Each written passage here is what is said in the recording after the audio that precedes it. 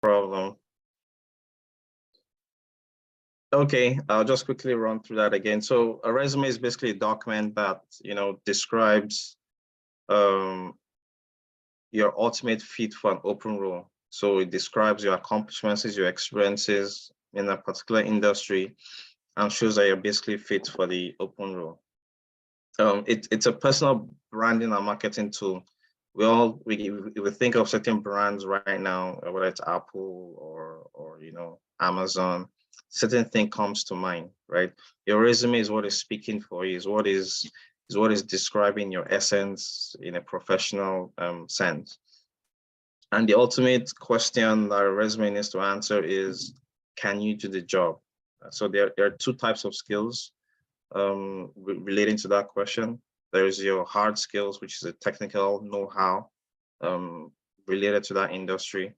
Then there's the soft skills, your interpersonal skills, your ability to communicate, your ability to solve a problem, your ability to work under pressure. So those are soft skills that are also considered as well.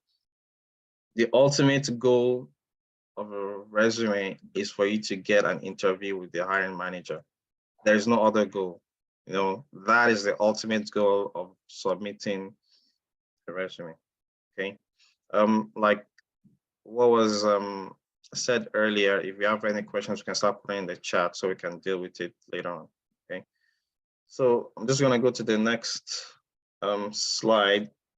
So the sections of a resume, you obviously need your full name and contact details, phone number, email, and more relevant these days is a link to your LinkedIn profile. Everyone can have a personalized LinkedIn URL link, so we should all have that.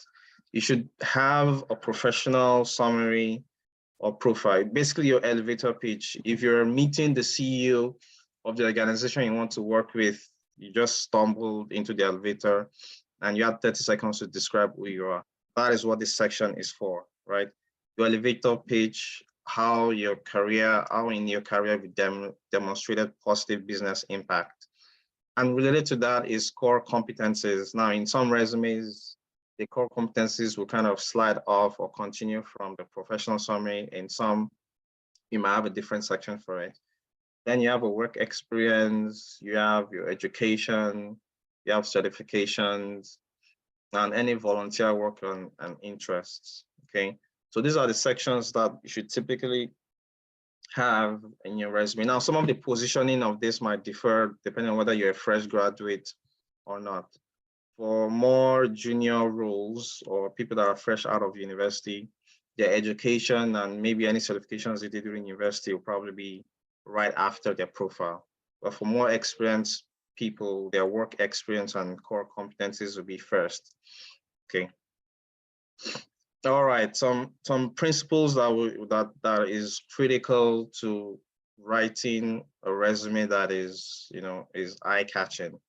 The first thing is your resume has to suit the position you're applying for. We can't have a one-size-fits-all resume. You have to adapt it to the position that you're applying to. It must be written in third person. So you shouldn't use the word I in your resume, or I led a team. Resume, the standard is that you should write your resume in third person. Your resume has to be clear and concise. There are different statistics out there, but one site that I saw says now that on average, each resume is viewed, it takes maybe the person's screen resume like 10 seconds. So if your resume is not written in a way that is clear and concise, where each of the sections are very, very easy to spot, then it's likely that your resume will be overlooked. Your resume should also support and expand on what you described in profile section. So your resume should tell a story, okay? Then one important part of the resume is obviously highlighting your work experiences, what you've done in the past, right? So you need to be able to use strong action words. Don't say, I was part of a team that, you can say led or analyzed, or basically describe the exact thing you did in that project. And it's important that we write our content in a way that shows impact. We shouldn't write job descriptions in our work experiences. We should write results, what happened. And one of the frameworks to do that is to use the STAR method. What was the situation? What was the problem? What task were you assigned? What action did you take? And what was the result, right? So, and the metrics is usually where the result that usually applies to the result. I mean, in all cases, you might not be able to add a metrics, right?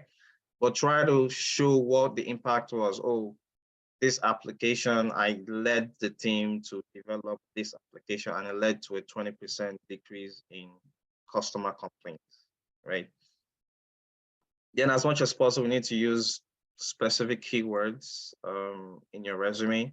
Ola is going to talk about the resume screening process. Certain companies have an ATS. So I just forgot the meaning of ATS, application tracking system, I think, right? So those things use keywords to filter resumes, and then human beings now go on and look at the output of that process. The input to that process is typically keywords that is fed to the ATS. So you need to be able to use a job description to understand what are the keywords that you need to put in your resume. There's a general rule that says your resume should stick to 2 pages. It's not a hard and fast rule, right? So you can seek advice and adapt based on your particular industry. Some big, because I want to keep it short and concise, some big resume writing deal breakers.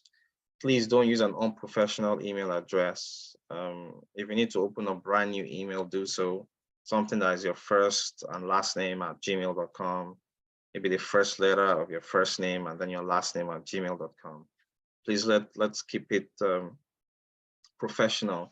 Then any inclusion of any unnecessarily personal information. Now, a lot of us might be coming from other climes, other parts of the world where it's normal practice to put things like age, date of birth, marital status in your resume or CV. So to depend on where you're coming from.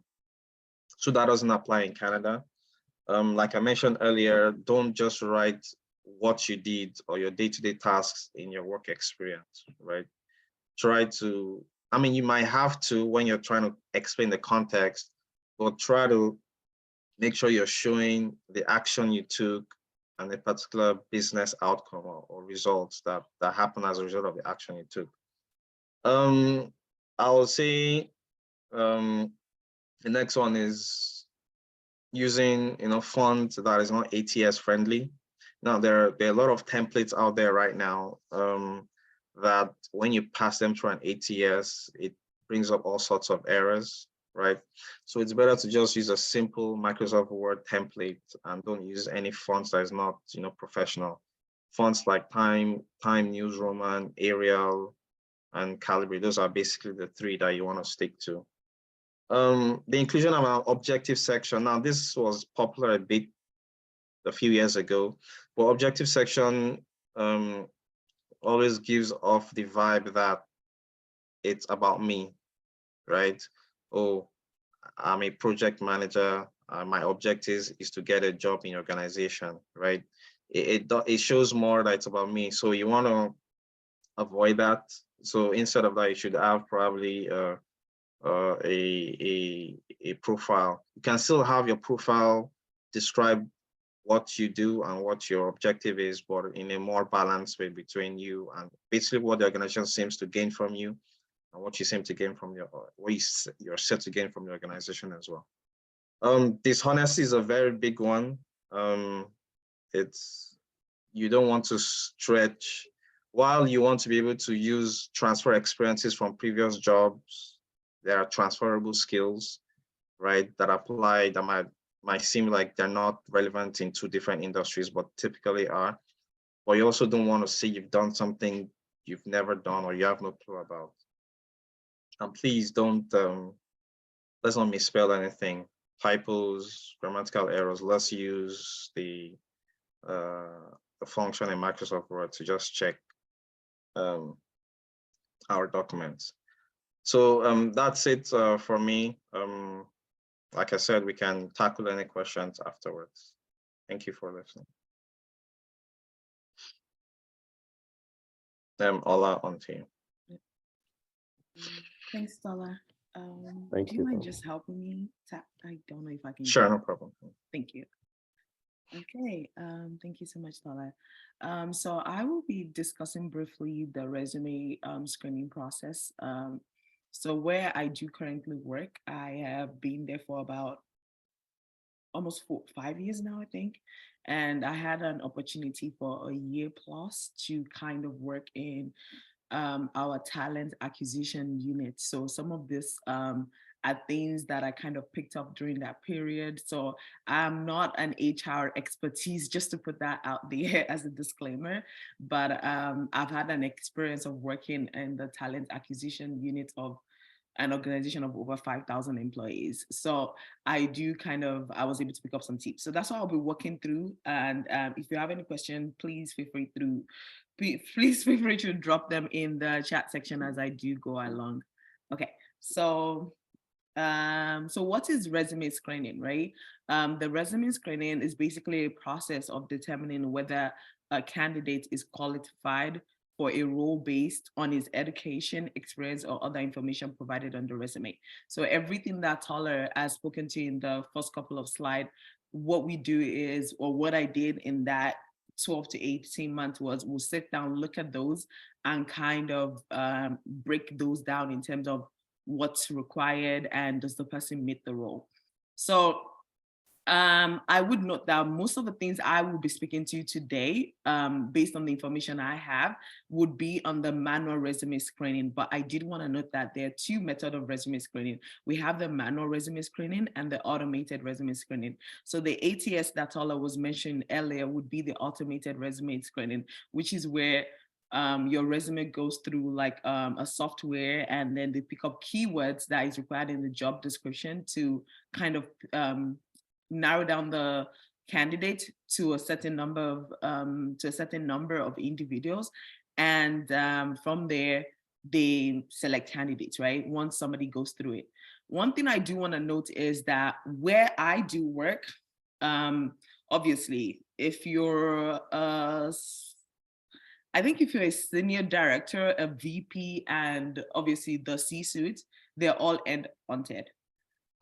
Directors up to a certain level, um, they have particular people that they go to get clients for those. Those are information I got from like people that do work in the HR.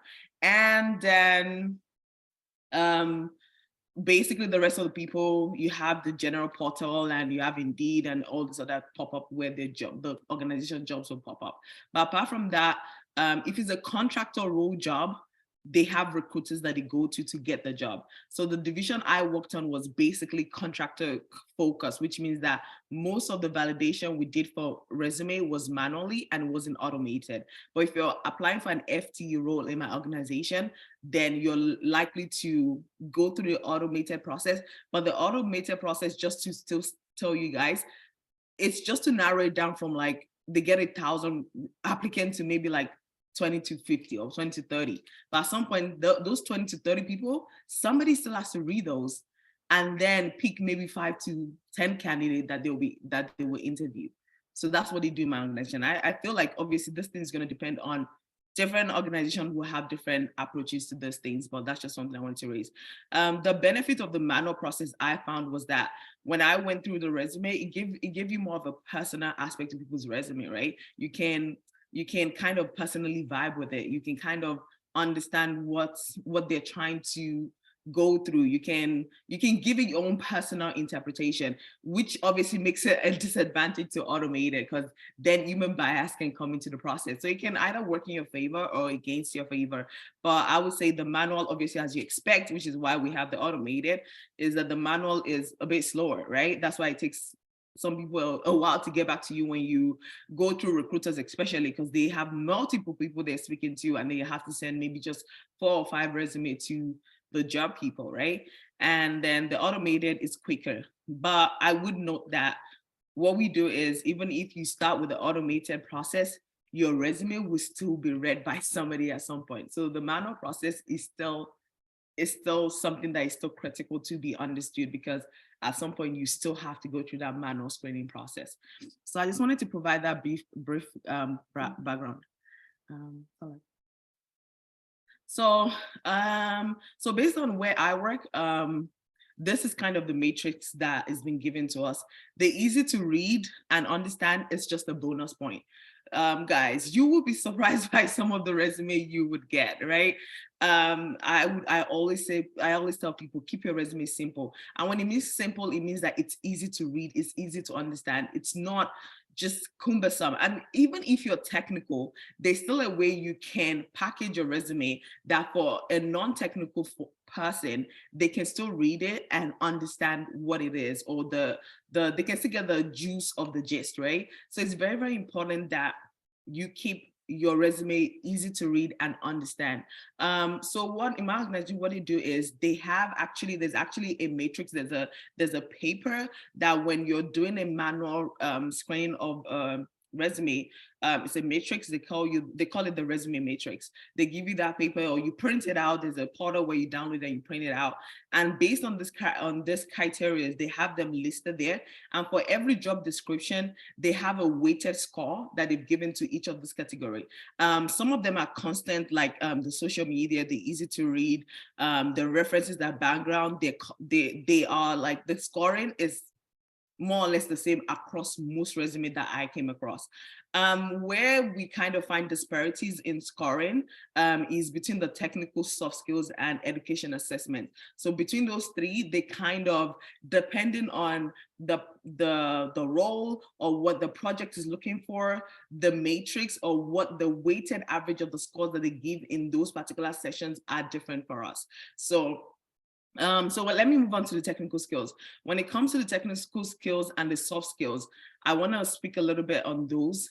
Tola, can we just go to the next slide, please? So for the technical and the soft skills, these are kind of the assessment this is where I would say a bulk of the job is being done. This is where you kind of really, really focus on the resume and you narrow down. And we have 3 criteria that we'll look at. We have the required skills, we have the preferred skills, and the desired skills. And as you can tell by the adjective of the skills, it kind of goes from must have, very, very important, to less important and is nice to have. So when we start with the required skills, this refers to skills that a candidate must possess in order for them to be considered for the role. You have to have the skills. If you don't have the skills, most times don't even bother applying. I think that's just the truth of the matter. But I would put a caveat here, which is what I've said, that I feel like a lot of, I don't want to speak audience on here. If this was like a younger audience or fresh graduate, I've noticed that this kind of required versus the preferred to desire, the weighted average on our matrix is different. Because when you are a fresh graduate, they don't mind letting go of the required skills.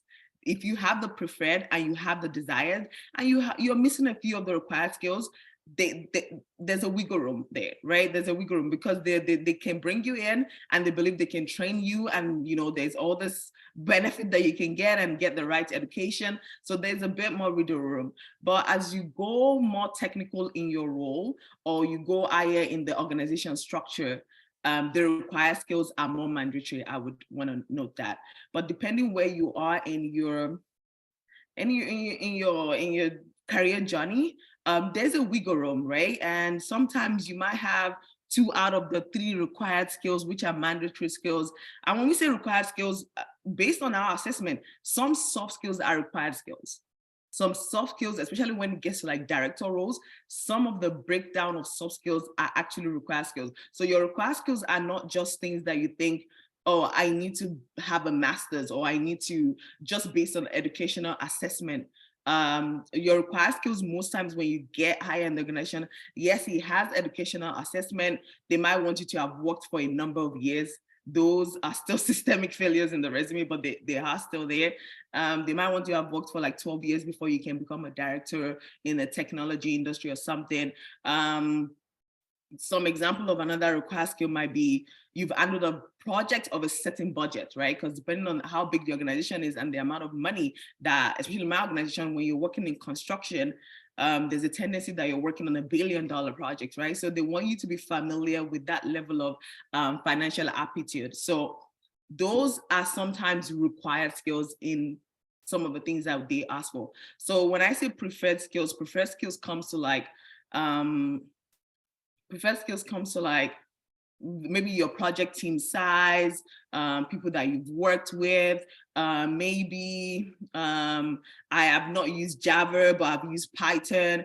Those are preferred skills, right? Those are things that are like, I've used this tool before. I understand this level of technical jargon, but I probably don't know how to use a particular tool. But I understand the gist of it. Those are preferred skills. They're like, well, if you can do Java and Python, good for us, it's better for us. But for this project, we literally just need Java, right? So those are where the preferred skills comes in. So that's like an example. A desire skills is just an icing on top of the cake. It's just what makes the, it's nice to have, it's good to have, it's fun to have. And for every organization, I would say this differs, right? Sometimes it could be a soft skill, sometimes it could be a certification, sometimes it could be that you have banking industry experience. And for some people, the banking industry experience might be required, right? So with the desire skills, it's quite fluid based on the organization.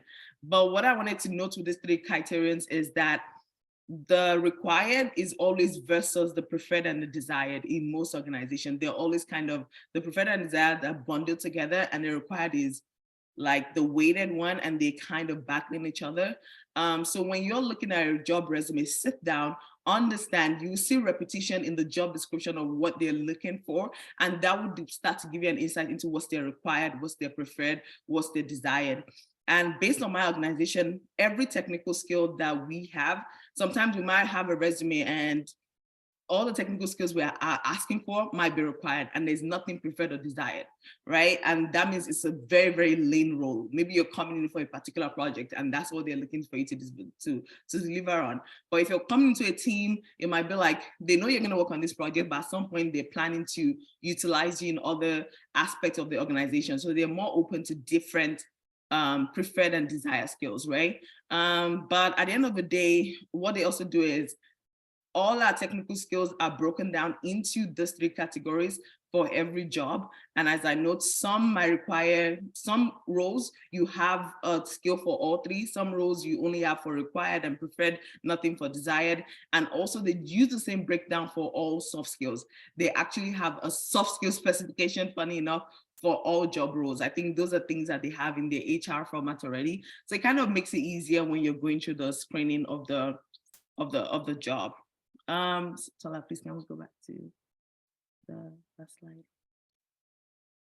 So coming back here, now that I've provided the breakdown for the technical and the soft skills, anytime you're looking at a job, I just want to understand, I want you guys to understand and to look for this in the resume. What are the technical skills they require? And now a lot of jobs, they make it easier to write what is mandatory, what's must have. They already write it in the resume, but sometimes you have to read through the resume to understand this breakdown for yourself. Listen not only to the technical skills. I always advise people also listen to the soft skills, especially when you're applying for a job that is managerial, when it's a director position. Listen carefully to those soft skills, because based on where I work, they actually do break down those soft skills into scores of a weighted average of what's desired, what's required, and what's nice to have. So always listen to those. If it's a very technical skills, you can get away with just focusing on what technical requirements are required.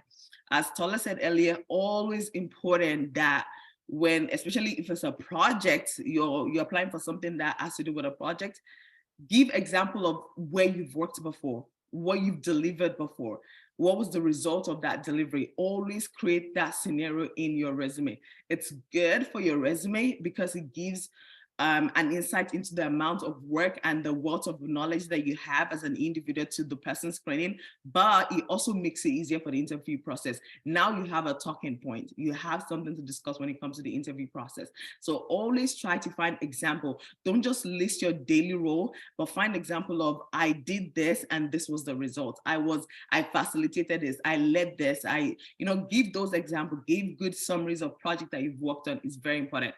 Another thing I spoke briefly about is, I think soft skills, as we know, I think Tola spoke on that. Those are also very, very important. They are rated differently depending on the role you're applying for. There's no job description that doesn't have a soft skill. At least you must be able to work in the team. At least you must be able to get along with your manager. So please always ensure that you include those critical soft skills in your resume. Education assessment, most times it might be a required mandatory one. So ensure as well that you do include your educational requirement or your educational assessment in there, what you've done, your certification. Make sure that the certification you have, they haven't expired, depending on the roles you're looking for. I'll talk about this briefly in red flags as well. Make sure they are still valid and you're not just adding things that have expired and you had a couple of years ago. So please ensure that you keep up to date with your certifications. Social media assessment, so that's something else that we do. You will go on people's LinkedIn and see what they've said, and some of this are good because social media assessment, we want it because we want to be able to talk to people. We want to be able to have conversations with them. We want to be able to, see any employment gaps. So always keep that back of your mind. Your references and background check are also something that they will ask for. They ask for those just in case there's any alarming thing for them to look out for. So that's just something else we need to also keep at the back of our mind. So the last but not the least thing I want to speak about is red flags. They will ask you to look for red flags in the resume. Those red flags could be employment gap. It could be inconsistency, right? A lot of people want employment, because I was speaking to somebody when I knew this was coming. So I kind of spoke to somebody that, because I haven't worked there for a while, and one employment gap there, one red flag they're looking for now, a lot of people did multiple jobs during COVID and they've forgotten. So people are overlapping their timelines for jobs. They've forgotten what they've done. So I worked here, but at the same time you're working here and you're working here. So that's a red flag now. And a lot of people are beginning to get their timelines crossed. So that's the new red flag that's been going around the resume. So please be very, very conscious when you're putting your resume together. I think that's the end of my presentation. Well, we'll get back to the question at the end. Yeah. All right, I'm done. Thanks, guys. All right, thank you so much, Ola. Daniel, do you want to present the sample resume? Yeah, I'll share the screen. Am I able to share? Okay, you can share 1 second. Yeah. Okay, yeah, I think I can now.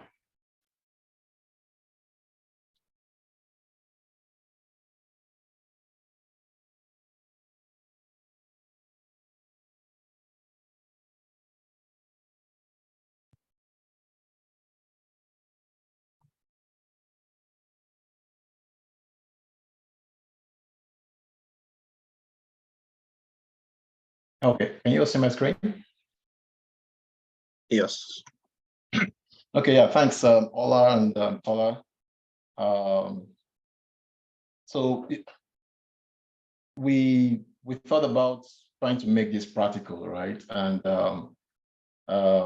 for one of us decided to look for a job. We applied for a year or so ago, and we came up, we identified some of the things that Tola and Ola has talked about. We identified them. Unfortunately for this role, like Ola mentioned, sometimes they normally add what the required skills are and preferred and desired.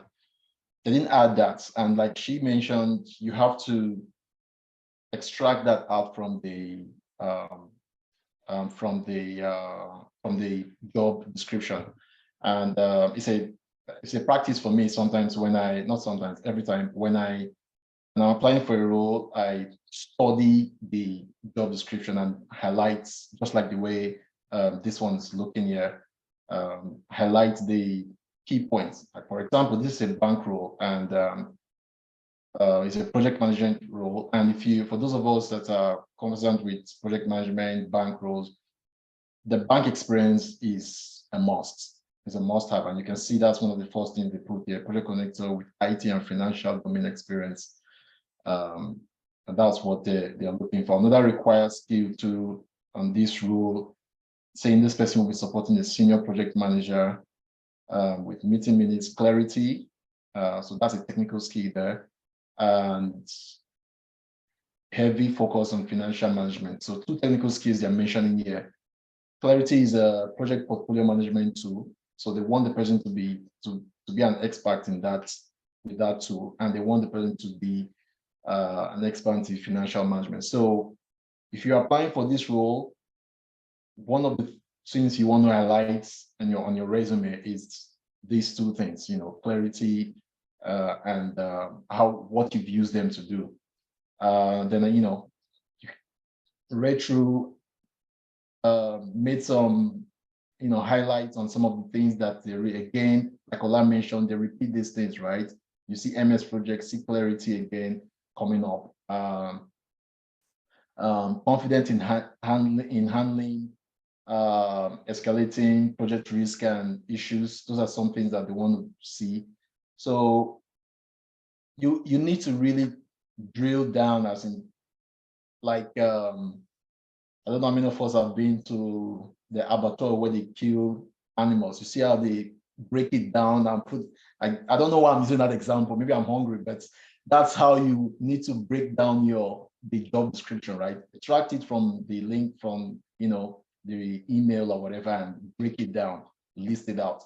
Looking for a job is a job itself. And if you're able to do this, it helps you preparing for the interview, which will be the next presentation. So this is just a summary of the person that applied for this role, I believe, of what the person's resume look like. Like Tola mentioned, you want to have a summary of this, of your experience. And for this person, you can see that the person mentioned financial tracking in there, right? Which is one of the things that they are looking for. Perhaps probably another good thing that the person would have put here would probably be the bank experience, right? Probably should have called it out there. And again, the skills and the technical skills, you see, there's clarity there, all right? And on the skills as well, you see financial and budget management, the person is also calling out those things. Another requirement, one of the main requirements was they wanted that person who has a bank experience. So the person made sure that, of course, you could call that out on your, in your resume.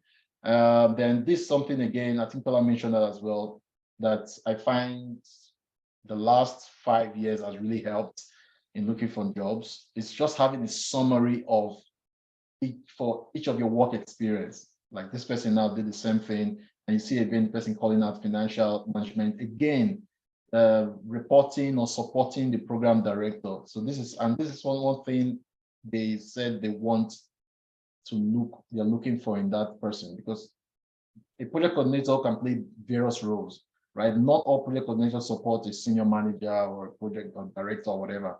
So that's one of the things that they're looking for, and this person did put that there and called out financial tracking, and even went down to break what that means, forecast, actual variance, reconciliation, and all that. Then again, I think there was a place they called escalation, right? Escalating project risk. I think when I was going through it, I think I saw the person did the same thing. Yeah. Something that like escalate. So those are some of the things that, so you basically want to use, like Ola mentioned, those buzzwords, right? When you're looking through the resume, there are some buzzwords you want to see. Escalation is one, meeting minutes, clarity. These are some of the financial management. These are buzzwords that you want to call out and expatiate on the resume, right? And again, this is another breakdown again. I think again, they mentioned that this person should have experience in working with development team. And when you're coming down here, the person, they did mention working with infrastructure and application team. So you see that the person that applied for this role did try to sell himself or herself out there to make sure that they get the interview. Again, your resume is to get you the interview, not the job, right?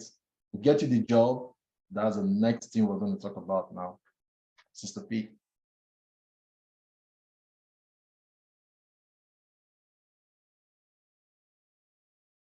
That's all, you can take it away. Thank you.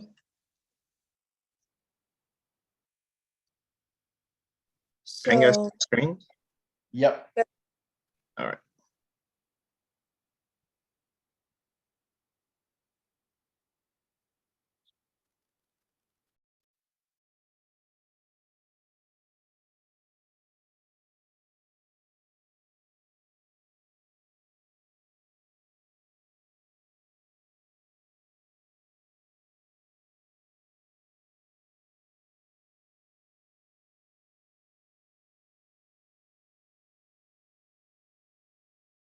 Oh, I think we lost. Yeah, I think we lost. Okay,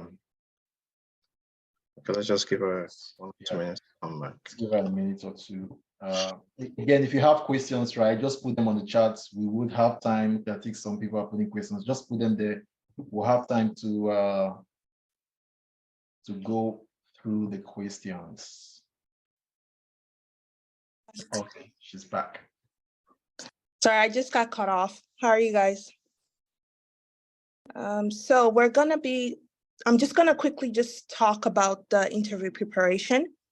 So the interview preparation is primarily just involves researching the job. I mean, we've gone through like what it takes for your resume to be spotted out. And then obviously there are different phases. And then the next phase now is how do you prepare for the interview? So first, you want to research the job that you've been called for an interview. You want to know a little bit more about what it is that you've put in your resume that, you know, that attracted them to want to like have you as a candidate or a potential candidate for the job, right? So the best way is to thoughtfully like consider the best way to answer the interview questions that may possibly come up in the interview session. So I guess, Tala, you're gonna go to the next. So there are things to keep in mind. There are so many things to consider. So these are the ones that I've listed here. You'll see that some people will go to an interview. Sometimes nerves can kick in. But for me, what have worked for me in the past few years, going for an interview, it's just the confidence, right? Never underestimate the value of your eye contact when you're talking to an interviewer. Make sure that you do it in a confident posture where you're talking, and then sometimes move your hands, not all the time, but at least so that they know that you know what you're talking about, you know in and out what's on your resume, because they're basically trying to assess what you've said in the resume. Is it true, or is this person just faking it?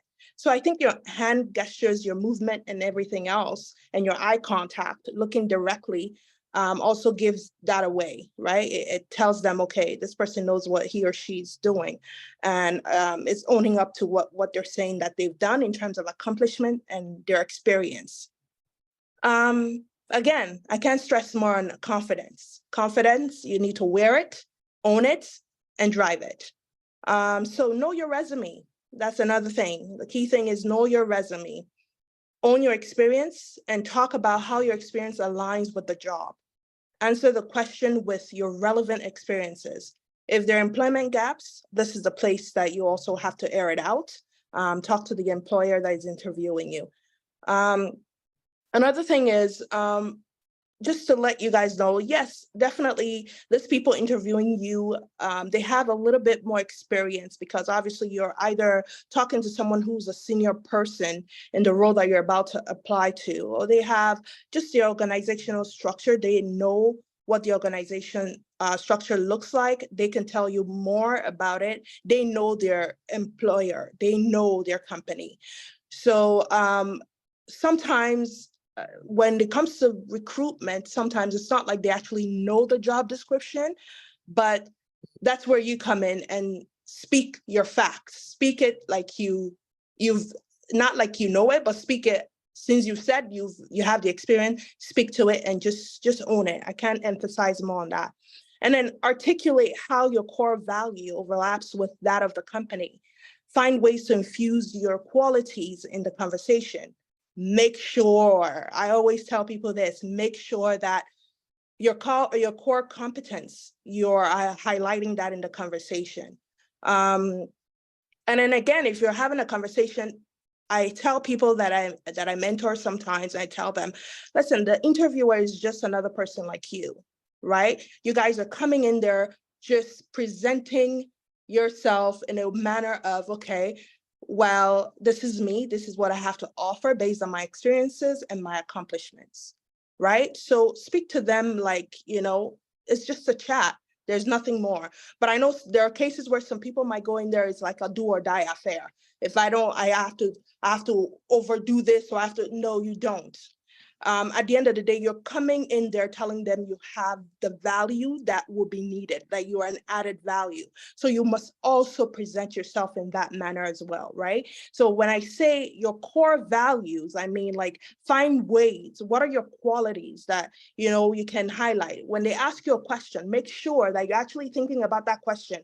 You're not just yapping away because you're eager to get the job. No, make sure you're articulating it step by step, and make sure that you're able to actually, spell out those qualities, because that's what is really attractive. I use the word attractive because, that's what you're selling, right? And it must be attractive to the buyer or to who you're trying to impress, that you are good, or you're the man or the woman for the job. So the next thing is, don't fail to do your research. I can't overemphasize this about the organization, so you can speak to it. What are they doing? What have they done in the past? What are the kind of charitable work that you've noted on the internet, like that you've researched about on the internet, that you can actually touch on, right? Infuse that into the one or two questions that they might ask you. So what do you know about this role? What do you know about this company? That's a way for you to really shine, right? Again, another thing I like to do that has worked for me, I think myself, Brad Daniel, and the team, we've discussed this, and it's worked for us over the years, is who's interviewing you. Most times they will send you the name of the person. Quickly Google the person. They're always on LinkedIn, right? Directors, managers. Find a way to find out, okay, what have they done in the past? Who are they in the organization? What position do they hold? And then again, another thing, again, I just learned that this morning, speaking with Brad Daniel, is like, ask, what are the points that you can leverage on that they've highlighted?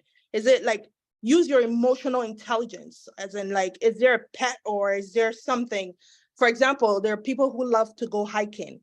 You can talk about something like that, like that, just bring something like that up. It shows that you've done your due diligence. You've gone ahead to sort of like find out what this person is about, and you want to know more about this person, and then the kind of organization that he works for. So things like that, just strike that connection, right? Talk to them about what you found out, like, about the organization, or even use what you found out about the individual that is interviewing you to sort of, put your key points out there. Be sure to highlight what differentiates you from other candidates. If they're able to sort of just streamline it to 2 or 3 or 5 people for the role, make sure you're standing out. Make sure you're able to kind of highlight what makes you different. A lot of people might say, oh yeah, I have this technical skills, I have soft skills, but sometimes they're actually looking for people who are human, not like people who have no emotions or whatsoever.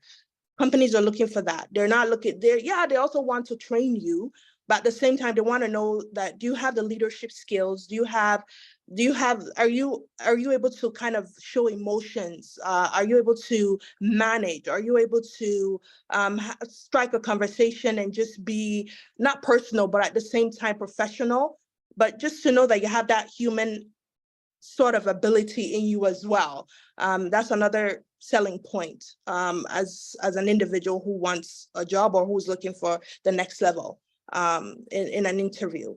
And the last point is practice, practice, practice. I can't emphasize more on that. I can't say that louder and clear enough. You need to practice. There are cases where you might, before the interview, know your resume, talk to yourself, look at yourself in the mirror. Are you suited up well? Are you talking the talk? Are you able to walk the walk? Practice it. Like, what is in your resume? What do you feel you need to really highlight? Those are what will really sort of strike something in them to say, you know what, I think this person would work well in my team.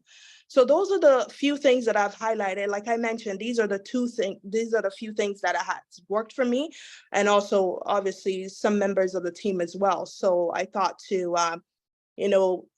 highlight those here. So when you do go to your next interview, like I mentioned, just going back again, confidently speak, know your resume, own it, and be able to also add your emotional intelligence. And then again, your accomplishments, not so much about, inflating your experience and then deflating your humanity. No, it's about being human, but at the same time knowing that, okay, this is something, or this is a place that I would love to work.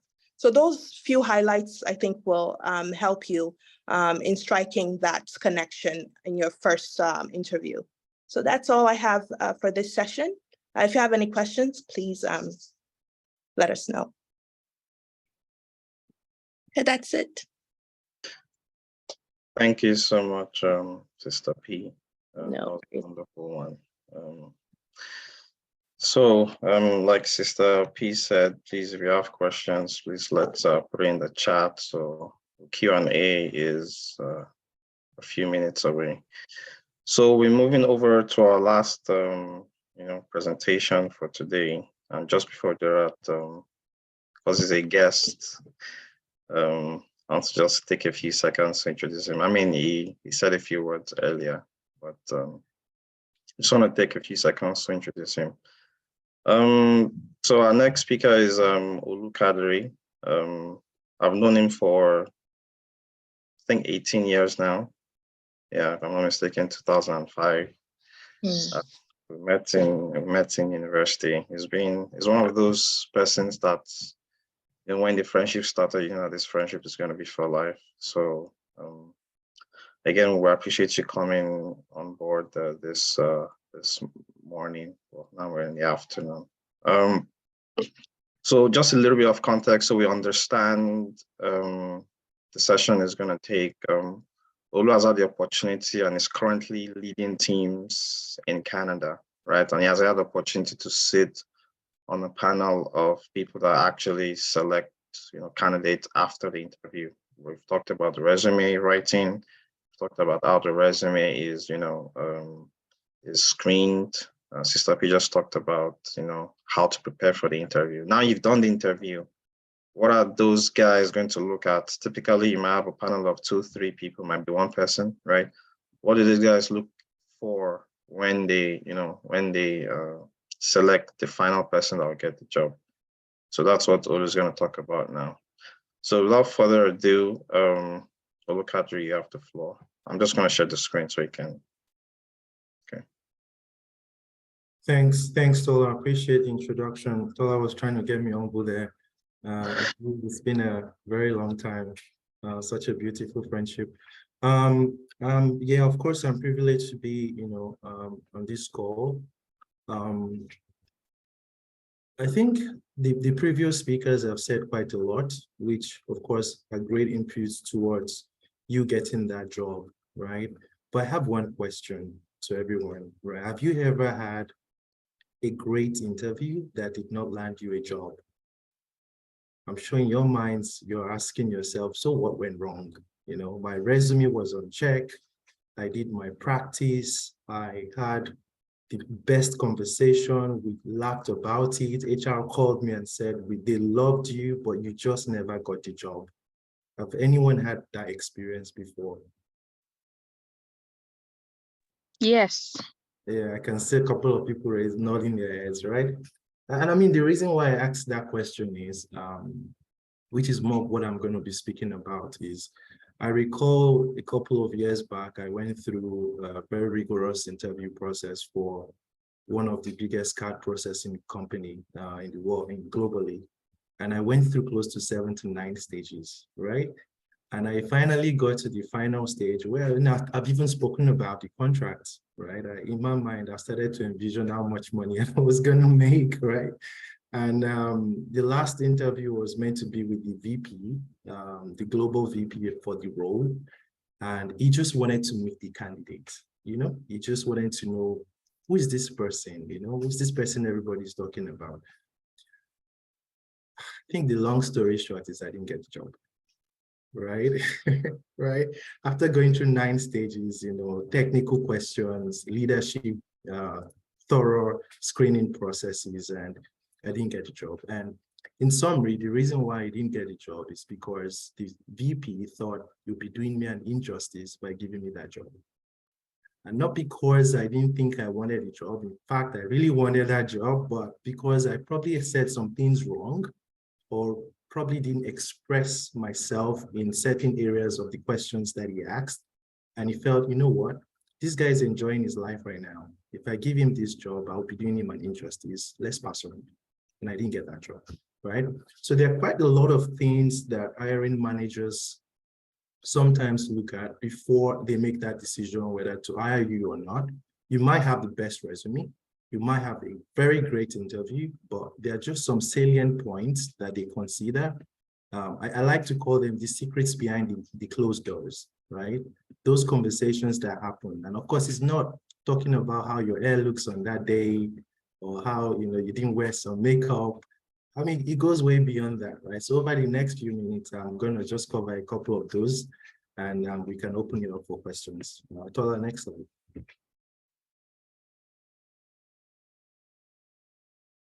I think Tola already, you know, introduced me. I guess I mean, in my day-to-day, 15% of my day-to-day involves hiring project management professionals and software engineers, because I lead a team of project managers and software engineers.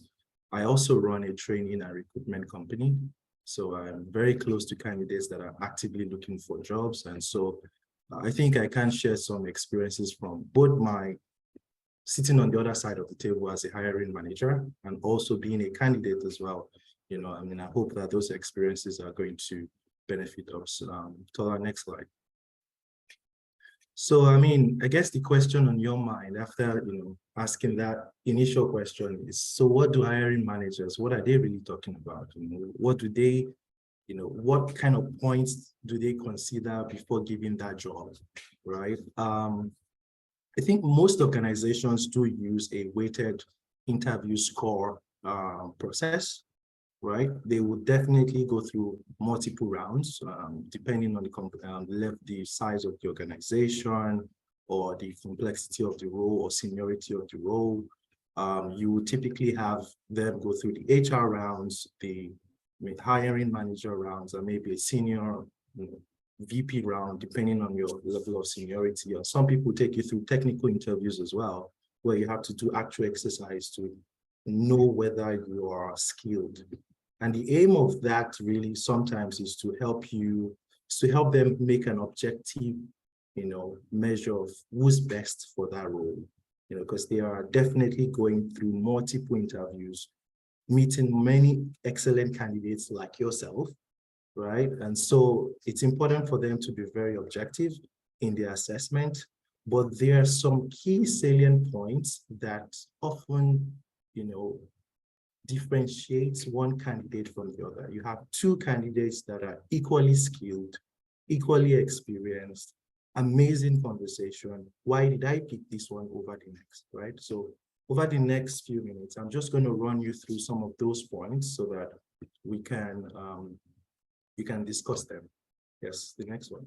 So, the first, of course, you know, I mean, most of them you would have in your resume, but something I want to say differently is what you have in your resume, often than not, is what is on paper. What I remember as an hiring manager is the conversation I had with you and how you were able to validate that experience, education, and skill that is required for the role.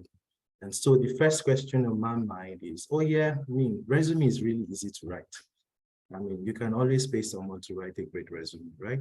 You can have somebody's resume, copy and paste special, right? like we all do, right? To get yourself that interview, right? But the first question on my mind is, can you do the job, right? Sometimes education is important, but the more you grow in your career, the less importance they place on education. Because I currently function in a role that is completely different from what I studied in school. And so more emphasis was placed on relevant experience, right? But this particular area, many hiring managers will focus on, and how they will do that, a very skilled hiring manager will ask you some very probing questions that would tell them if you actually understand what it means to deliver that role. Number one, do you really understand the role you're applying for? Can you translate your experiences into how you would add value to that role for my organization? Those are the key questions that will be on my mind. I recollect going through an interview process for 2 software engineers, excellent guys. They've gone through their technical interview. And right now I'm the hiring manager and I need to make a decision. Both have good education background. They somewhat have relevant experience as well, but I started to probe, right? I wanted to understand, okay, so if you were to get yourself in a complicated situation or a jam as a software engineer, what would you do differently? And you can start to tell how one person's experience and how they've been able to adapt with their experience. I call it the IQ function, right? Because the education, experience, and skill is what in total sums up your intelligence quotient, in my opinion, right? And it gives me an idea of how you translate all of those into an actual situation that is going on in the organization, right? So this is one of the most important aspects. I think it's probably one of the very ones considered by hiring managers, because it gives them peace of mind that you know the job, right? They believe that you're going to succeed in the job, right? The second one is teamwork, leadership, and a cultural fit.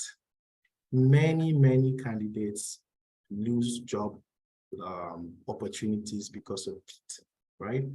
And I'll give you an example. I recently concluded a process of senior project management interviews.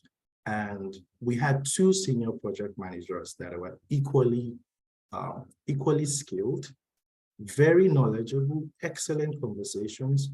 But we decided to go with the other project manager just for one reason. The person felt like they would fit more into the team dynamics.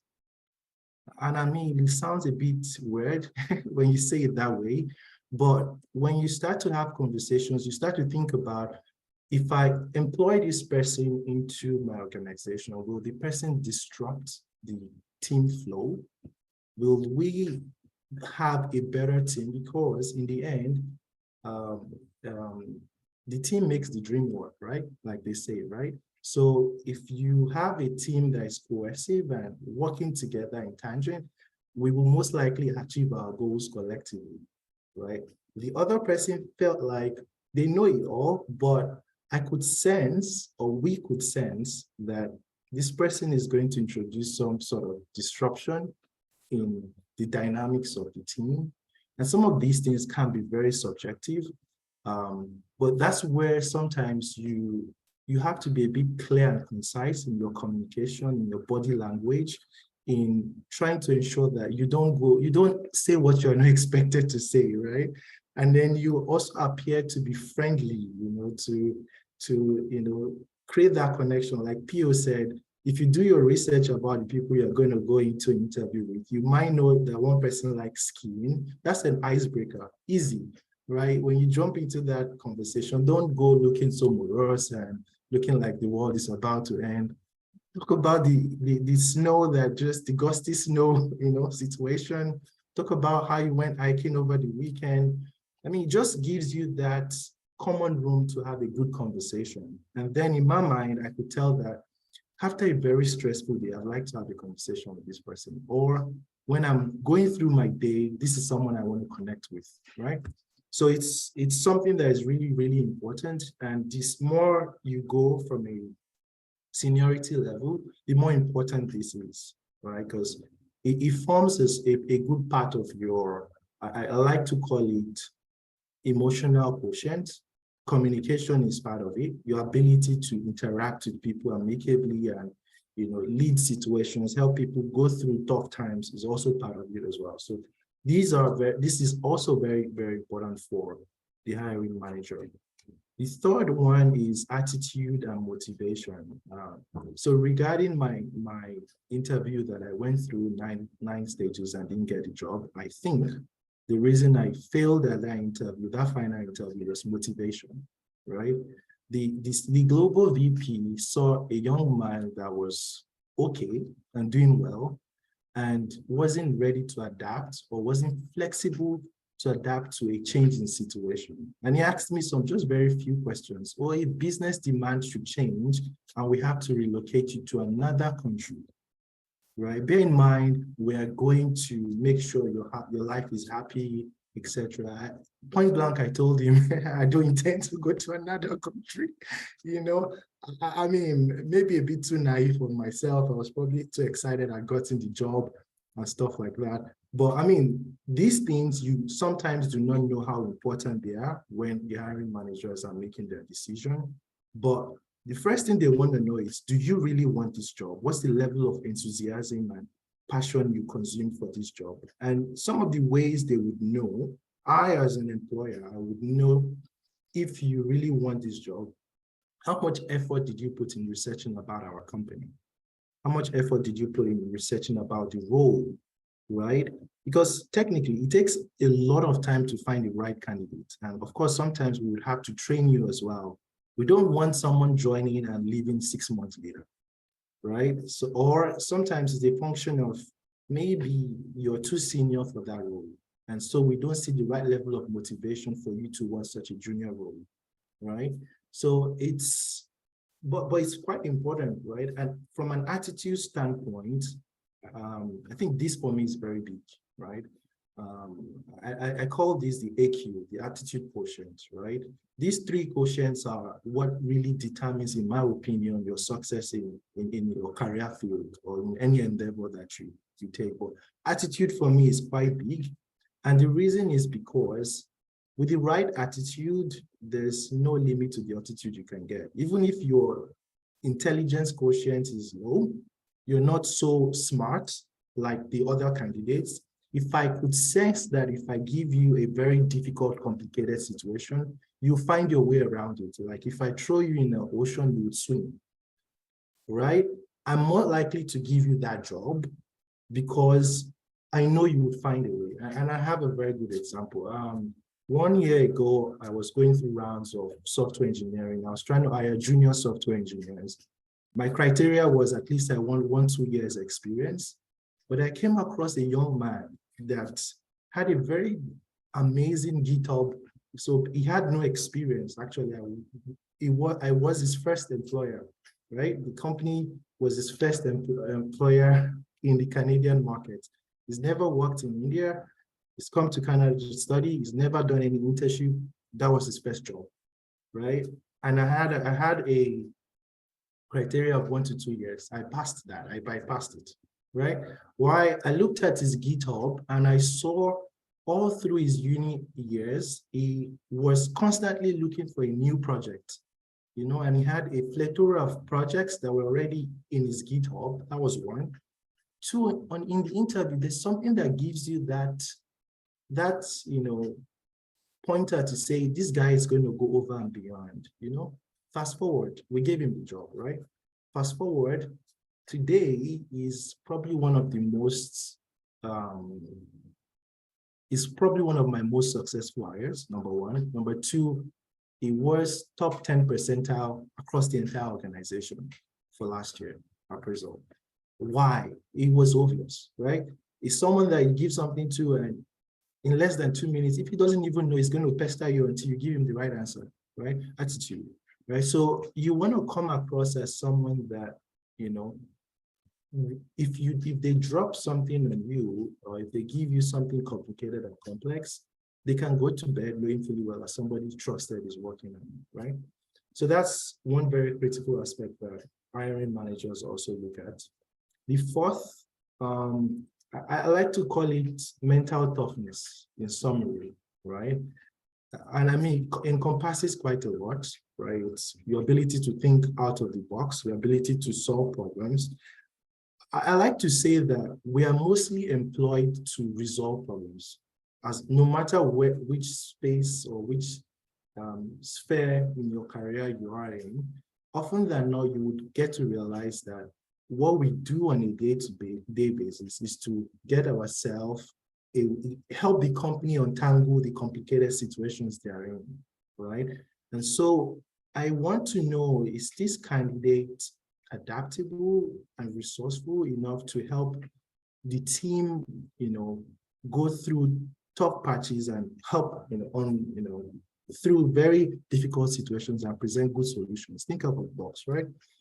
The last one is your communication skills. I like to say that 85% of your success in your career relates to how effectively you can communicate. I know that a lot of people are going to ask me a question about why I think that. I think 15% is actually your technical skill, your ability to do the job. 85% is how you relate to people, how you communicate, how concise you come across, and how empathetic you are in relating with other people. It's really, really, really key. Especially in this part of the world, it's very, very key. People want to know, can I work with this person? Do I enjoy working with this person, right? So your ability to come across as clear, and in an interview situation, you want to come across as very confident, very concise, very clear. A framework that works most times when people ask you situation-based questions, they say it's the STAR framework, right? Your situation, task, action, result, lessons learned, right? It helps you to structure your thoughts really fast, right? So you have a question, you just quickly structure your thought, and it comes across as you being very confident in answering and clear and concise. One last point is try to make sure you're consistent with your answers. Nobody wants you don't want a situation where you're asked a question and they ask you a trick question relating to that question and you're conflicting yourself, right? I've seen a lot of people do that mistake, right? The person is rambling and at some point says something that they shouldn't say, and the interviewer picks up on that point and they can't defend it, and they lose the confidence of the interviewer, right?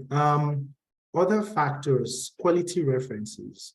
I think at this point we all know, right? If you do get a reference from someone within the organization, there's a preference in most organizations to give you a hearing here, right? So if someone says, I highly recommend this person, it does go a long way, right? Or in your LinkedIn profile, right? If you do have references where your past employer or someone you're currently working with puts a note of recommendation, it does help, because for me, when I'm looking through resumes just before the interview, I'm going to look for your social presence, right? And I'm going to your LinkedIn page. I want to see how you interact. I want to see, as someone dropped a recommendation, what did they say about you? I mean, sometimes those are doctored, but it gives me an idea as to the perception of the other person about yourself that I don't know within your resume. So these are some of the other factors, that different hiring managers put into perspective. I think in summary, right, knowing fully well that you are not alone. You're not the only person that the hiring manager is looking at, right? You need to come across, of course, you need to ask yourself some very key questions as you go through your preparation, right? First, like Tola, Ola and Pio have said, you need to understand the job description. You need to do a perfect resume. You need to do your practice. But you also need to ask yourself, how do I differentiate myself from the other candidates? What's unique about me that would take me that extra mile, or take me that extra, give me that extra point? Something I say is, please also do send personalized thank you messages. It's not the norm in this part of the world, but think about it. If I have two candidates that I'm trying to hire, they're both great, and one person sends me a personalized message, there's a very high likelihood the person is going to be on my mind, right? I'm going to remember some of the things we talked about, and maybe it might contribute. You never know, but it doesn't hurt to send a thank you message. It just shows that you appreciate the time of the hiring manager and you were very, engaging in the interview. I think overall, these are some of the points that, most hiring managers put into perspective when they're evaluating the right candidate for a role. We're happy to take questions shortly after. Thanks. Wow, thank you so much. Can we, like a virtual clap? I think we can do virtual clap in Zoom, right? All right, thank you so much, Olu. I think that was a great presentation. Okay, Daniel, how do we want to do the Q&A? I think I saw 1 or 2 questions in the chat. Yeah, we can just go through the chats and go through the questions. I think I saw someone's question about Canadian experience, and Olu just dealt with that one. So I don't know if I mean, of course, we can chime in to add some more answers to that. So for the first question I'm seeing here is, which is the Canadian experience? As a newcomer to Canada, what exactly is Canadian experience and how long is long enough? That's a good question. So any one of our presenters can answer that question. How long is long enough for Canadian experience? Is it a myth or is it real? Do Canadian experience count?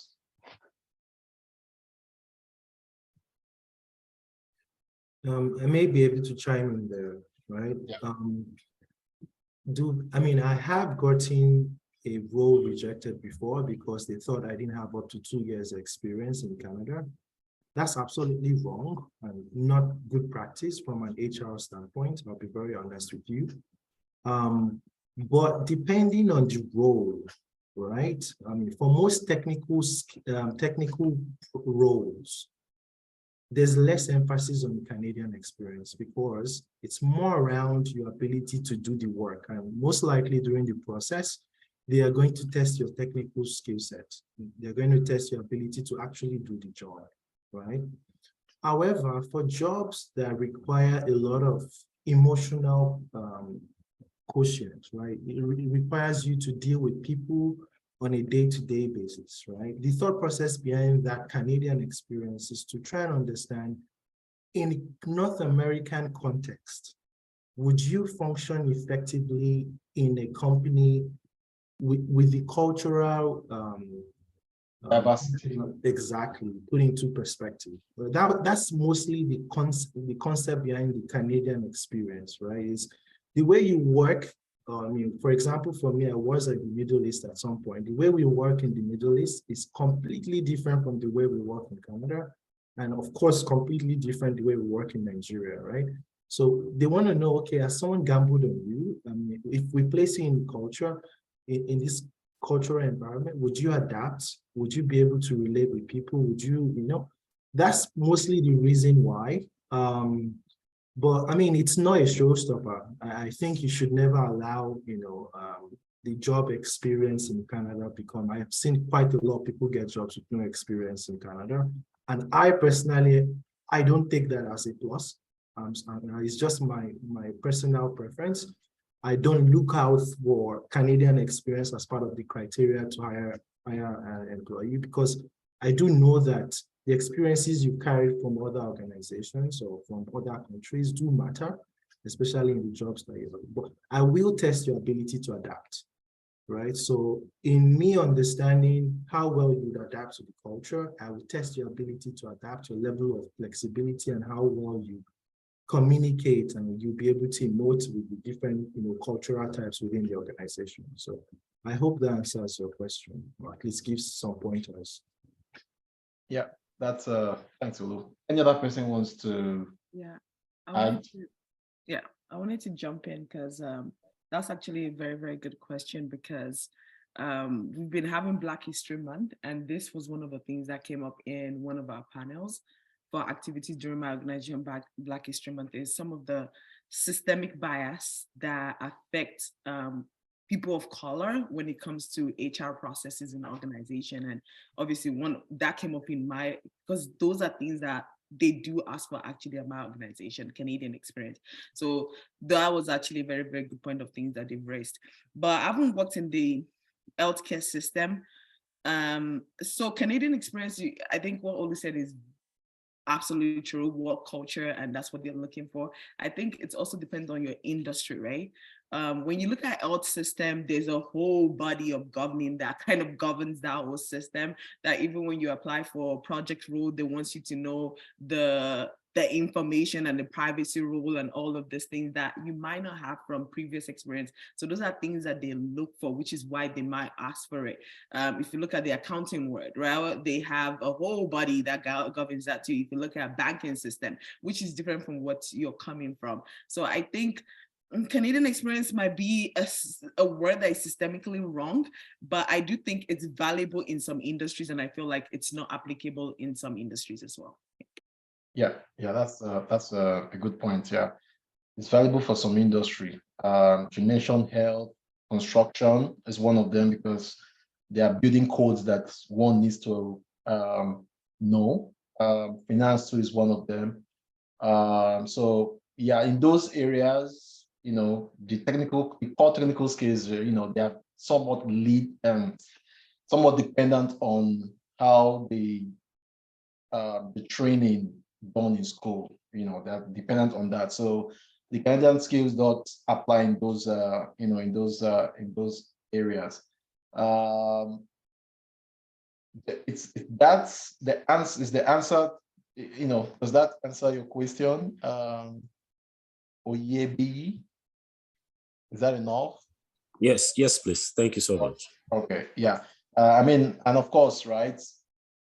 Perhaps one of the ways to get us kind of experience would be speaking with people who are already, someone who can mentor you in there are ways around how you can present yourself, with that. It just crossed my mind now when I got my first role in Canada as well with Amazon. I never worked in Canada, but when the hiring manager was interviewing me and he asked me about, I knew the Canada experience was an obstacle anyway. So when I was answering my question, I was answering it, and like Olu mentioned, that's cultural diversity in Canada, right? It's very important. They want to know that you're able to interact with these people. When I was answering my question, I kept on leading him back to my project experience in school, by school in Canada. So I was leading him there and telling him how I led my project team with some of them from India, some of them from Middle East, some of them from Africa, from Europe.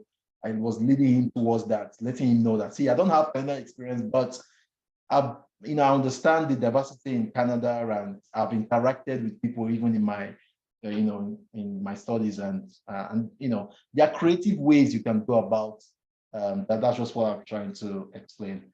Next question here is, hi, so we'll be sending the link so just drop, perhaps you should drop your email address on the chat so that we can send you the link. We'll upload it to the church YouTube channel, and so you can have access to it. Yeah, Daniel, just to add, sorry, in the feedback form, there's a section to add your email. Then we'll send okay, great. So there's going to be a feedback form that will be sent. The link will be sent to the chat. So you just put your email there. We'll send you. We did that last year as well, and you'll get it. From Simi, negotiating salary, especially for first-time job seeker in Canada. Do I ask them their budgets or say how much I am looking out for? Concern is I don't want to price myself out. Thank you. Okay, so this one, how do we tackle this one? Our presenters, how do you tackle, negotiation in salary? Maybe you've been in this position a number of times, so we'll be picking you. How have you What can Well, you say to this? yeah, I mean, I think the first step is you need to do your own research, right? When you see the job description, you need to do your research about the prevalent market rate for that role, the years of experience, and how to map that, accordingly with what you think the employer should be able to pay. That's one thing. If you go on Glassdoor, you would also see what the employer has paid previous people. They do sometimes give those details as well. So it gives you an idea as the pay range for that role. That's the first step. Then the second step is I typically would ask, now speaking as a candidate, not as a hiring manager, right? I'll typically throw the question back at the recruiter and see what the budget is. Absolutely, right? It gives you an idea of the range you're playing with.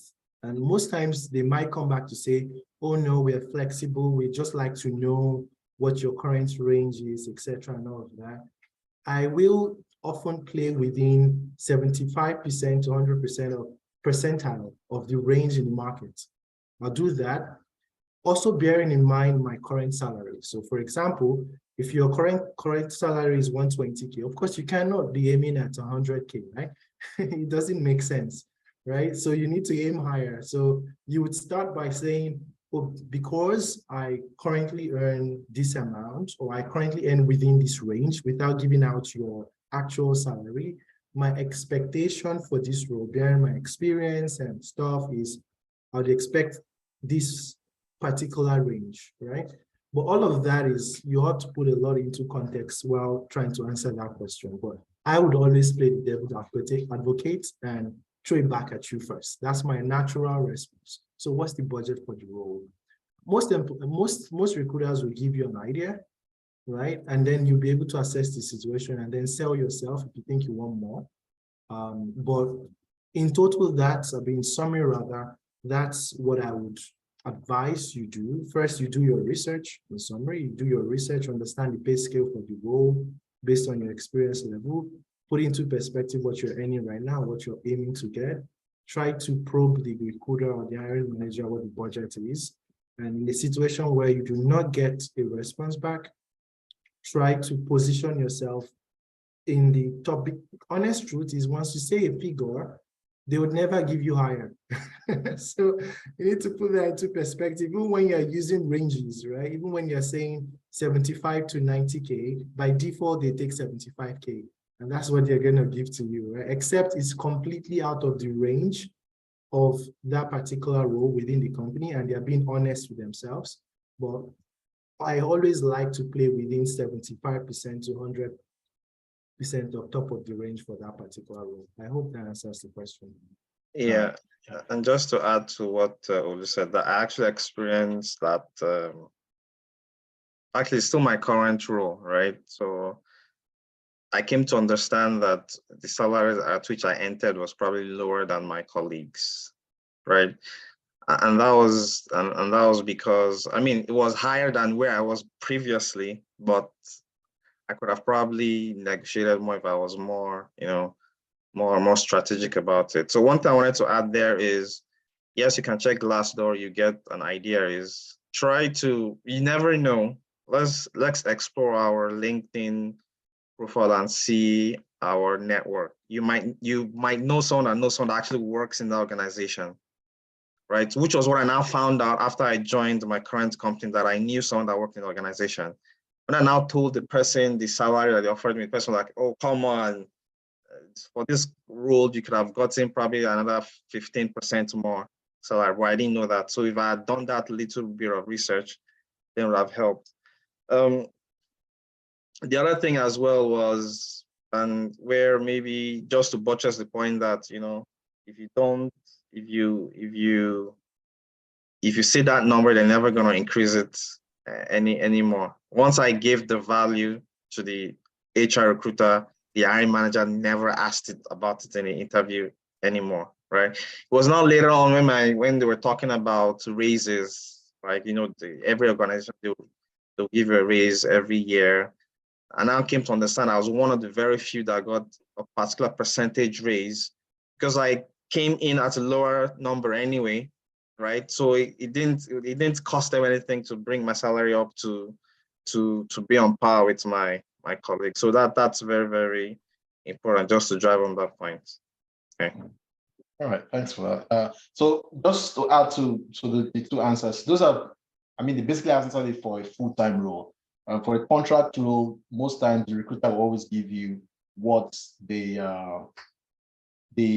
rate for that role would be, right? And so you do the negotiation with the recruiter, and like the same principle applies. Make sure you understand what the industry is paying for your experience. And again, don't be shy. Be confident in the experience that you have, and demand what what you feel what your worth is, right? Don't go overboard too as well, So that's where that research comes in. That would help you in negotiating with either the recruiter or with the company, the hiring manager or the HR. Next Yeah. one. I just wanted to add to what you Okay. said. Please, whenever you're negotiating, either it being full-time or contract, make sure you do not sell yourself short, and don't sound too desperate for the job, because that can also throw you off in making the decisions. And I think Olu mentioned that you kind of throwing the question back to them as to what is the pay rate? What is the organization? If it's a recruiter, what is the organization offering for this opportunity? And are there open doors to negotiation? So that alone first will give you an idea of what you want to cap it up to based on your research. So, but never, ever, ever appear desperate, because you will just sell yourself short. Yeah, thanks, Precious. So next one, I think this one I'll leave you to Tola, because you touched on this one. I'm a fresh graduate, so I have little or no experience, and all jobs are asking for 2 years experience. How do I go about this? The only certification I have is AWS Cloud Practitioner. How do I get experience when no one will hire me? Yeah, so Tola, Olu, I think. Yeah, thanks for this question. Yeah, it can be a little bit tricky, especially for technical folks, and they're asking for experience, for you to get the experience into, work. There are a couple of things to consider. One of the things I would say is try to target fresh graduate roles. From time to time, big organizations do open up roles that are for fresh graduates, right? So it's clear that there's no expectation of maybe 1 or 2 years experience.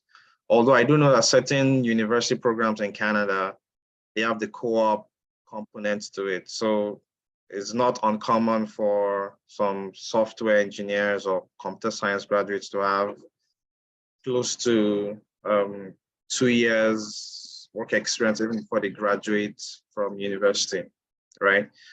But the point is, I would say that's the first thing, try to target those type of roles, right?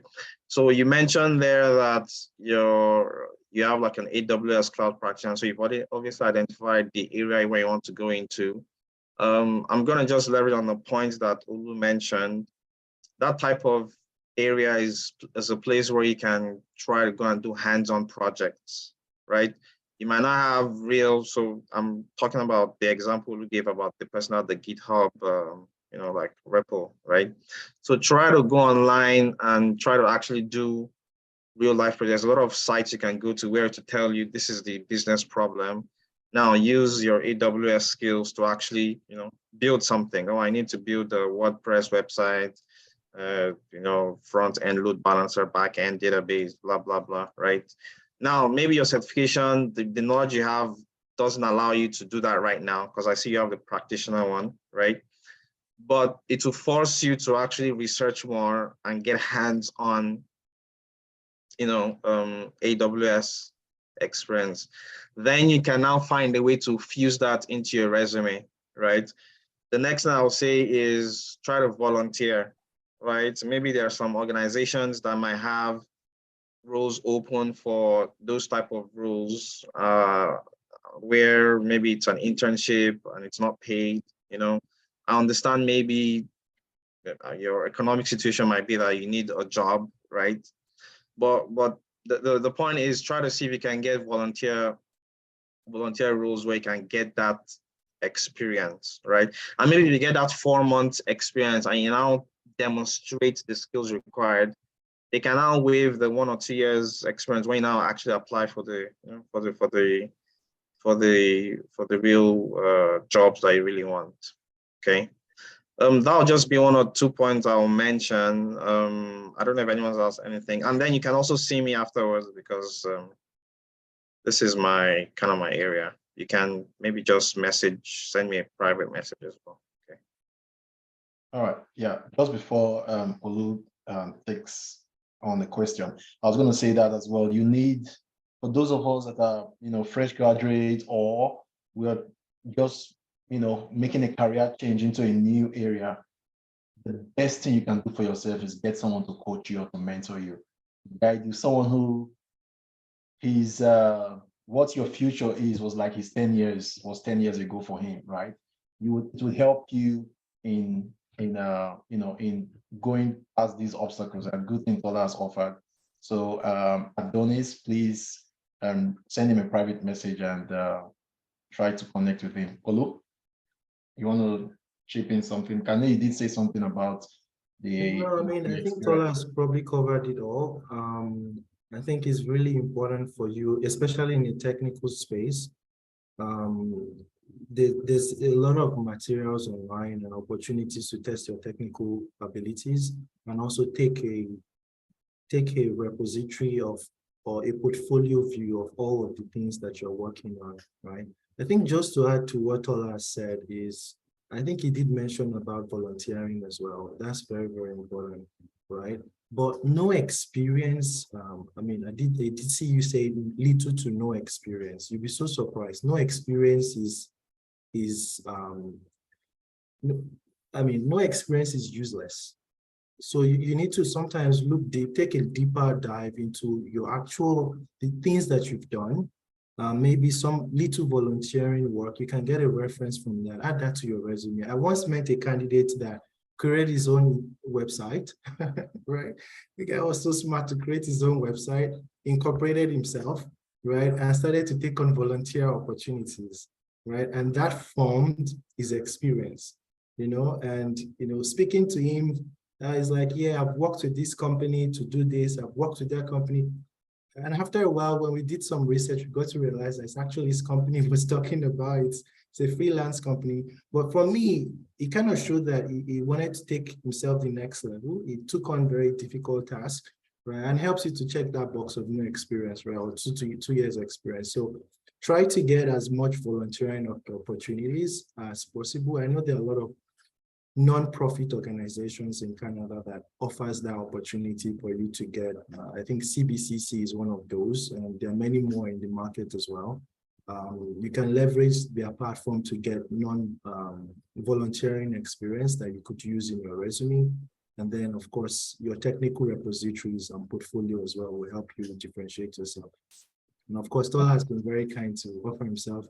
Maybe he's going to introduce you to a job. You never know, right? Yeah, you never know, right? Yeah. Thanks for that. Yeah, so very important. One other thing Tola mentioned too was companies, hiring, what's it called? Fresh graduates.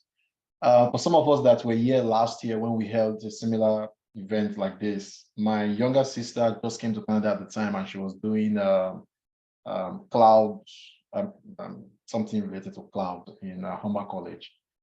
She finished the program in August and got a job in December with one of the telecommunication companies here in Canada. And how she got the job, I mean, she didn't have any experience in cloud. As a matter of fact, cloud was not even what the cloud wasn't. Cloud computing wasn't even a choice of whatever, right? Although she had the computer science degree and she's been doing, personal development on programming and stuff. She was working in the bank, and you know what bank jobs are like in Nigeria. So it wasn't anything technical. So she didn't have any technical knowledge. But like Olu and Tola mentioned, she was, going online and venturing on projects, and she added all that on her resume. And she also went out to job fairs. It was in one of those job fairs she went to that the recruiting company for this telecommunication company was able to speak with her. Her resume, there was nothing experienced there, but she did put some of the volunteer freelance things that she's been doing online and all that. And, she was able to land the job. So there are opportunities there again. So this next question from Tony, they requested that all the panelists answer this. So I would say we should keep our answers short because we're almost 3 minutes left. Can you share your thoughts on your assessment of the current job market in IT areas? So project managers, DevOps, business analysts, so in those IT areas for full-time and contract roles, bearing in mind the recession talks versus the actual situation on ground. Can you repeat the question? I think, was it a private chat to you or was it posted in the general? Okay, it looks like a private one. Okay, so what this person is asking is, what's your thoughts, right, on the current market with regards to full-time role and contract role? There's talk of recession and all of the, things happening and all that, so I think they're in a crossroad of, do I focus, apply for full-time roles or contract roles, considering, the recession talks happening, and also, what's like the present situation, since you guys are in the market, right? What's the vibe you're getting? Would you tell someone it's okay to go for contract role or, focus on full-time role for job security? That's a tricky one, eh? Yeah, it is. I'm going through in my mind too. Let me put the question on the general, but so you can say. The initial thing that I would say is, due to the recession or the perceived recession, or some people say the recession is still coming, we've not actually seen it, right? And I work for a consulting company right now, so we take on IT projects from other organizations. There has been a general decrease in IT spend. At least I'm talking from an IT perspective, right? So organizations are not willing to invest in any capital expenditures right now, as much as possible, if it's not critical to their, ongoing business operations. So that's the first fact, right? Now, due to that, a lot of that is what drives some of the contract roles, right? So I've noticed, right, because you get pinged on LinkedIn, whatever, and you see the roles I check from time to time, right? There's been a general decrease in the number and also in the rates, the hourly rates that is out there. So I just wanted to bring that out. However, from a contract perspective, and I think one of the things to understand with contract rules, at least from my perspective, is contract rules are good if you've established expertise in a particular area and you've demonstrated over and over again, right? And so it's a case where maybe you've gotten, you've gotten Scotiabank on your resume, you've worked at CIBC. Most likely, if TD comes up with, it's probably easy for you to get that role vis-a-vis other people, right? So that's something to consider, whether you want to do contract versus, full time. Now then contract role, obviously you have the, there's no job security, so to say, because even full-time folks have been let go the last few months, right? Obviously, when a company wants to downsize, the first people that they get rid of, so to say, is the contract folks, right? But the truth is, the full-time people are not also, they're not exempted, right?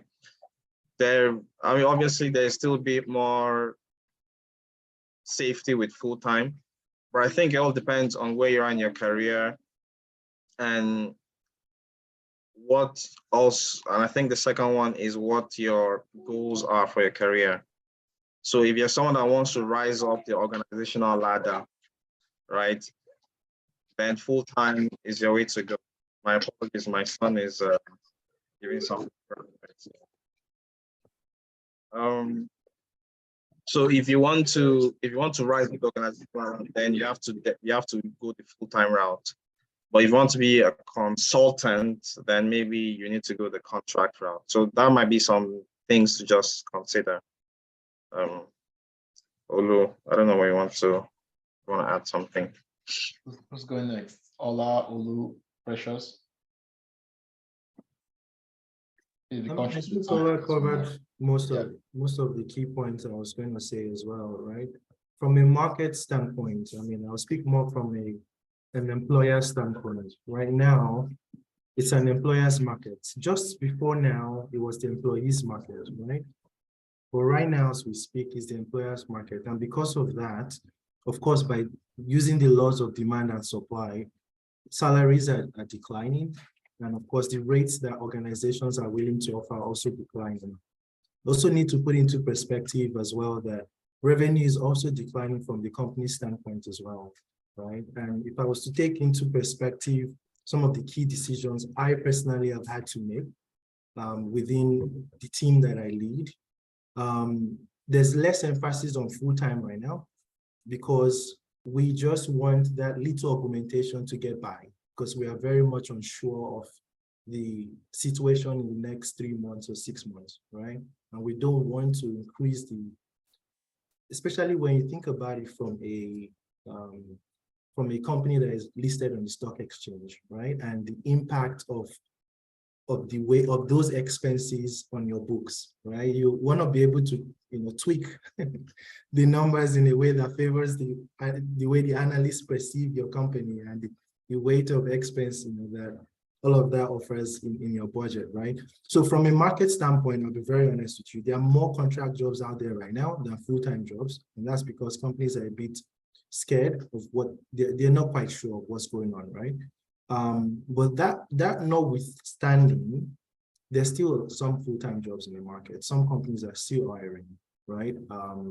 It's all a function of what's your personal preference, right? Some people would want to have a contract job so that they can control the tax benefits that comes from that, and how they pay themselves, etc., and all of that.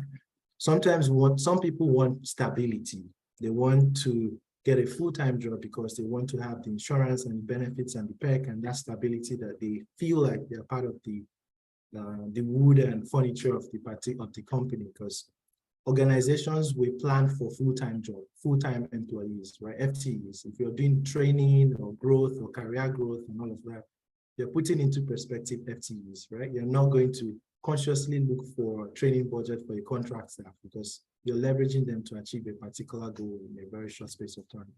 So, I mean, that's what the market is saying right now, especially within the IT field. There's a lot of nobody really knows, to be very honest, right? Nobody really knows what the nearest future is. But from the trend that I see, right, I won't call it a recession yet, but people are planning for the recession. And so a lot of, you can see it in the news, right? Microsoft, AWS, Google, Capital One, everybody's kind of chopping off a good portion of their FTEs for many reasons, right? The recession has not hit as crazy as we expect it to be, but they're preparing for it. They're preparing their books for it. And that's what's really happening right now. We hope there's a turnaround in the situation, to be very honest, right? But yeah, that's the current situation. Okay. Our time is, let's see what question. Okay, so just a quick one. The link for the feedback is on the chat, so please just go in, fill it out. Just easy questions. We want to see how we can improve on planning an event and stuff, right? So please help us with that. Next question. So for this question, I think we'll send you the link to the last year's event, because it was centered around changing careers.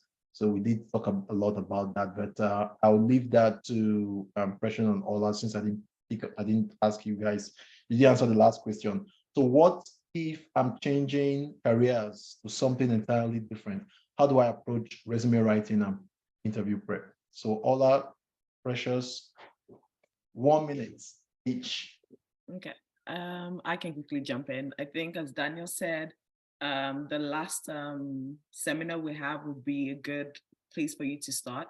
The most important thing, 3 things that comes to mind immediately is the skills that cover all employment, right? Like skills that are all transferable. So start to think deeply about those things about yourself. What are you doing, or what have you done that will be transferable to the new industry or the new environment that you're looking to go into? That would really be all. For the next thing will be network. The new industry you want to go into, find people that are already in there, get with those people, converse with those people, pick on their brains, get good nuggets, and then they can help you to put together your resume. Another thing is reach out to us and reach out to our team. We can help you look at your resume, even if we're not working in that industry. And guys, I know this session has been a little bit IT heavy, but we do have other resources that we can reach out to. If you're in accounting, you're real estate, you're entrepreneur, the most important thing is we want to grow as people of color. We want to grow wherever you're on the line. We want growth, right? So don't think it's just focused on IT or project management or cloud. Please reach out to us for every other information that you need. So I think it's use us as your resources. Let's go through your resume. Even if you don't know somebody, we might know somebody, Tola might know, anybody else might know somebody we can connect you with. So those are the resources that are available to you. And then for interview prep, I still think we will lean on each other. You know, we can have sessions and walk through what you can expect. The generic questions, even if we don't know, if we know somebody else in church, they can sit you through what that industry is all about, and we can help as well. Yeah. Yeah. Stoppy. So I think all I've said it all. Just pretty much, what are your transferable skills? What are your interests? And if you find your interest and you find the nudge, do some research about it. What does that industry look like in Canada? How do you think you can kind of expand on those transferable skills to basically sell yourself? And then again, reach out to everyone here. We know somebody that knows somebody that knows somebody that knows somebody. I always say that a closed mouth is basically a closed destiny. If you don't talk, no one can help. So speak to the right people and make sure that you're actually highlighting what it is that you're looking forward to doing in terms of your next level. So that's all I'll need to chip in for that. All right, thanks for that. And just from last year, the event we did last year, I think there were 2 or 3 people who benefited and they got jobs as well. They actually did make career, changing careers, and that. So please use the resources available to you. There's other comments here about the salary earnings. I'll leave that for you guys to read because of our time. So one more question. If I could add, okay, that's the comment as well about salary earnings. The next question is, do you want me to read it out for you, Daniel? Can you please speak to seeking board position in non-profit? Okay, not-for-profit? Yeah. All right, who wants to take that one? Can you please speak to seeking board positions in not-for-profits? I don't know about that because I love money, so but if I want to, I think you can leverage LinkedIn and leverage I think Access Employment. There are some government agencies that that you can leverage your resources to get positions in these areas. Any other, Olu? I guess the key question is, what value are you bringing to the nonprofit, right? The first question is, I think the easiest way to get yourself into a nonprofit is to volunteer and show what you can bring on board, right?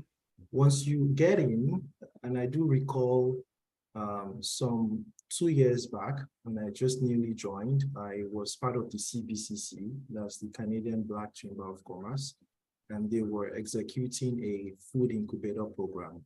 right? At that point, of course, they didn't have any board positions. I mean, not to say that I was part of the board, but I just volunteered to be a program manager to help them execute that program, right?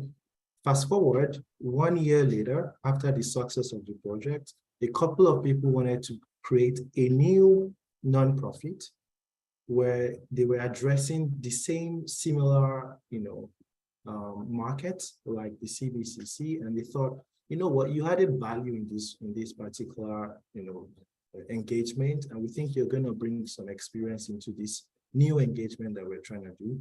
Would you mind joining the board for this particular nonprofit? So I do think that the best way to get in, especially in a nonprofit situation, is to volunteer yourself, show the value that you're going to bring on board. And value can come from multiple dimensions. It could come from monetary, because it's a nonprofit. If you do have some good money to spend, of course, they'll be very glad to accept. But it could also come from your network, right? So if you have a very diverse network of people, because it's a nonprofit, they really need to be heard, right? You can say, you know what, I know this person, I know that person in this industry. I think your nonprofit could benefit from that. And that would automatically give you a leverage to have board level conversations. And then lastly is your skill, right? Your knowledge, what do you bring on board from a knowledge standpoint? I think that's, in my opinion, right? It might not be the best answer to your question, but in my opinion, it's a good entry into those kind of positions. And the last one, to go very pragmatic, is to create your own, right? It's a nonprofit, right? Find a problem. There's loads of problems to be solved in the space they are in the community. Find a problem, start a nonprofit, join hands with a couple of people, and let your voice be heard, right? I hope it answers your question. Yeah, and just to add to what Olu said, and I think, Brad Daniel, you also mentioned a little bit about, liking money and all that. So I know we always choose, contracts or whatever that suits us based on our experience and so forth. But when it comes to the nitty gritty, I know some people that don't have the experience. They want to work for a board. They don't have the experience, and they sometimes they see the volunteer experience, they don't want to do it because the pay is probably, there's no pay or there's not enough money attached to those volunteer experiences. But I want to encourage you, if you have an opportunity like that, please take it. Like Mr. Olu said, take it, because every little training or every little volunteer you do today or tomorrow, you're actually building a portfolio that you can take on to the next level and that you can expatiate on to take you to that desired level that you want. So I just wanted to add that to it. Don't look down on anything. But again, don't sell yourself too short. So just have a balance. All right, thanks. So again, please, the feedback link is there. Go in and give us feedback, rate us so that we can improve on that. The last question is, will you be having another career event for this year? Well, we do have some things planned. When we do, we'll definitely, last year we did only one. I think this year we're planning on doing two. It's virtual, so it's going to be quite easy. But again, some of us are family, we have families, and so this is our own volunteer that we're doing. So we all have other things, but yeah, we do have some other events. Other areas we want to touch on that would. So that we will, when we make a decision, we will definitely create awareness so you would know just as you found this event. Okay, so it's 15 minutes past our time, which again, we're sorry, but then I think it was really engaging and it was worth it. So once again, thank you to our presenters. Olu, thank you again for coming. We know we thought we wouldn't be able to get you, but thanks for making our time to enrich us this afternoon. And for the team, thanks again for pulling this off. For everyone out there, thank you, and have a great week ahead. Please fill out the form, reach out to us if you need. We, if you need to, we use us as your resources, and we can, if we're not qualified to help you, definitely we probably will know someone who can, right? We're all here to support each other to grow. So thanks again. The links for the recording will be sent to you. Once you fill the form, you put your email address there, and you get every the presentations and the links. All right, thanks, and have a great weekend. Bye.